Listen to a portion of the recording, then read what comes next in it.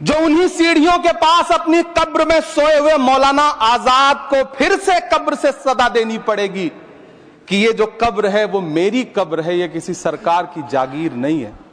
सभापति महोदय, मैं जहां खड़ा हूं इसी संसद भवन के सामने सड़क के उस पार अपनी कब्र में सोए हुए भारत के पूर्व राष्ट्रपति फखरुद्दीन अली अहमद की कब्र है।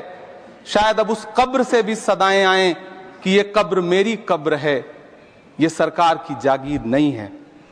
सभापति महोदय, मैं वक्फ कानूनों में किए जा रहे संविधान विरोधी बदलावों के खिलाफ बोलने के लिए खड़ा हुआ हूं। संविधान का आर्टिकल 14 हो, 29 हो, 30 हो, चीख चीख कर कहता है कि देश में सब बराबर के हकदार हैं। आर्टिकल 26 कहता है कि सबको अपने अपने मजहबी कामों के लिए मंदिर, मस्जिद, गिरजाघर, गुरुद्वारों का निर्माण करने का हक है और उसका रखरखाव का भी हक है। लेकिन डॉक्टर बाबा साहब अंबेडकर के संविधान को हर दिन कुचलने वाली ये सरकार देश के मुसलमानों से नफरत में इतनी अंधी हो गई है कि खुलेआम देश की संसद में देश सरकार के माइनॉरिटी मिनिस्टर साहब और होम मिनिस्टर साहब झूठ बोलते हैं और देश को गुमराह करते हैं, झूठ शब्द असत्य बोलते हैं। सरकार ने इस बिल का नाम उम्मीद रखा है। मंत्री जी कल से इसे देश के मुसलमानों के लिए नई उम्मीद बता रहे हैं। नहीं मंत्री जी, न तो यह बिल मुसलमानों के लिए नई उम्मीद है और न ही उम्मीद की नई किरण। सभापति महोदय, भाजपा ने पूरे देश में वक्फ के नाम पर कई सारे झूठ फैलाए हैं। आइए आज उनकी सच्चाई पर बात करते हैं। वक्फ ट्रिब्यूनल को ऐसे बताया जाता है जैसे वक्फ ट्रिब्यूनल कोई मजहबी खाप पंचायत हो।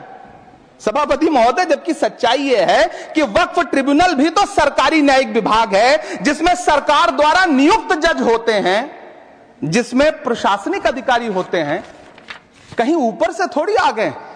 सभापति महोदय, देश के गृह मंत्री जी ने इसी सदन में कहा कि वक्फ ट्रिब्यूनल के फैसले के खिलाफ कोई कोर्ट नहीं जा सकता, जबकि सच यह है कि वक्फ एक्ट 1995 की धारा 83(9) के तहत हाई कोर्ट वक्फ ट्रिब्यूनल के फैसले की न सिर्फ समीक्षा कर सकता है बल्कि उसे बदल भी सकता है। सच तो यह है कि वक्फ बोर्ड खुद अपनी जमीनों के लिए कई सारी कोर्ट में मुकदमे लड़ रहा है। सभापति महोदय, दिल्ली की जिन 123 संपत्तियों को लेकर कल माइनॉरिटी मिनिस्टर, होम मिनिस्टर साहब और अभी आदरणीय नेता सदन बात कर रहे थे, आइए उनकी सच्चाइयों पे भी बात करते हैं।